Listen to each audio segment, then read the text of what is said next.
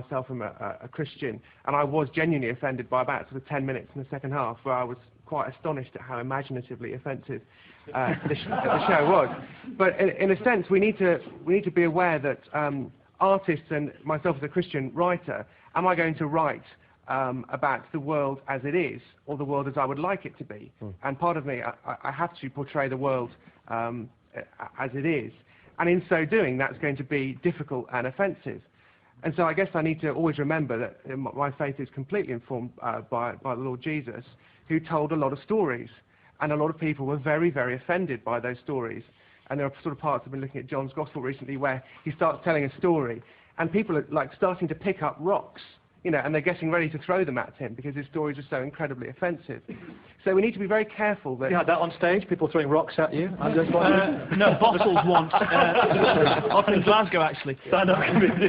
Tough crowd, yeah. But yeah, I mean, that's an excellent point, because Anne Widdecombe, is this not about robustness? A religion having the confidence to be able to take the brickbats and the knocks and to say, look, we're strong enough?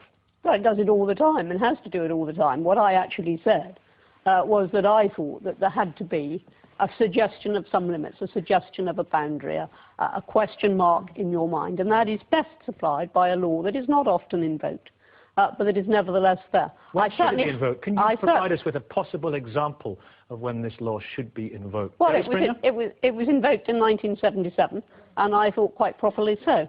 I think there was a case for invoking it with Jerry Stringer, but it was decided not to bring it in the public interest. Fair enough, that decision was taken.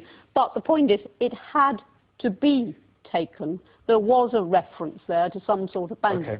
Okay, thank you. Fascinating. What are people saying at home, Sonia? Yeah, interesting views. One says that blasphemy laws are ridiculous. Is it the law's job to protect my feelings at the expense of someone else's freedom of speech? David in Glasgow says we can't claim to have free speech whilst the law exists. Heather says she'd rather hear Christians complain about injustice and poverty rather than something they've watched on television. Thinks it's a waste of time. And then there's John, who says religion essentially is nothing more than